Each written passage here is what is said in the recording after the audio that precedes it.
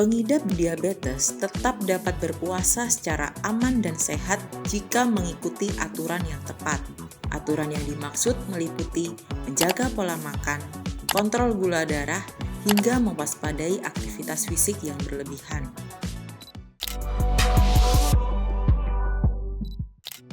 Hal ini penting untuk menghindari hipoglikemia saat menjalani puasa atau justru lonjakan gula darah ketika berbuka puasa.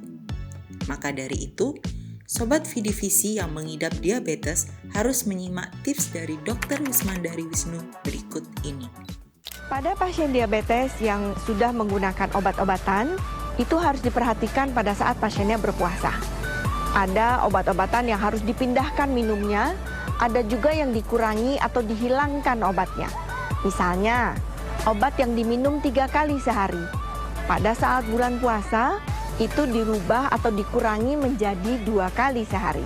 Kemudian, obat-obatan yang diminum 1 kali sehari, itu dipindah yang biasanya di pagi hari, itu dipindah menjadi sore hari, terutama pada saat setelah buka puasa.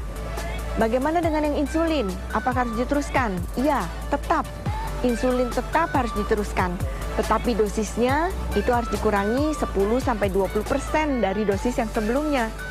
Kemudian dosis insulin yang 3 kali sehari itu juga dikurangi menjadi 2 kali sehari. Intinya peraturan-peraturan perubahan obat-obatan ini baik yang insulin maupun yang diminum itu harus dilakukan atas konsultasi dengan dokternya. Tapi saya tahu bahwa saat ini konsultasi ke dokter memang tidak mudah. Jika memang hal itu menjadi kesulitan buat Anda, tolong lakukan hal-hal yang tadi saya sebutkan, yaitu kurangi obat-obatannya, dosisnya, kurangi juga dosis insulinnya, dan yang sangat penting adalah Anda tetap harus makan dengan teratur.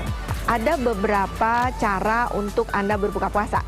Misalnya yang pertama, begitu azan maghrib, Anda langsung buka dengan cemilan, misalnya dengan korma. Korma sampai 3 buah, diselingi dengan air putih itu sangat disarankan. Kemudian setelah itu Anda sholat maghrib dan setelah sholat maghrib baru Anda berbuka dengan makanan besar. Itu cara pertama. Cara yang berikutnya adalah Anda berbuka dengan cemilan, kemudian Anda sholat maghrib kembali dengan cemilan lagi, dan setelah Anda sholat tarawih baru Anda makan besar. Itu juga boleh. Tergantung apa yang biasa Anda lakukan. Jangan lupa obat-obatannya harus dibarengi dengan yang makan besar, bukan dengan cemilan. Untuk melengkapi tips berbuka puasa yang aman bagi pengidap diabetes, Sobat Vidivisi juga harus bijak dalam memilih menu sahur dan berbuka puasa. Hal ini demi menghindari kenaikan kadar gula darah dalam tubuh. Untuk mencegah kenaikan gula darah, tips yang harus dilakukan pertama yakni mengatur komposisi jenis makanan dalam satu piring. Menu makan dalam satu piring bisa dibagi 4. Seperempat pertama berisi nasi, seperempat berikutnya lauk pauk, dan setengah piring berisi sayur-sayuran. Ini adalah porsi yang ideal dan menyehatkan. Kedua, hindari makanan yang mengandung gula berlebih untuk dikonsumsi. Pilihlah makanan yang tinggi serat tapi rendah indeks glikemik.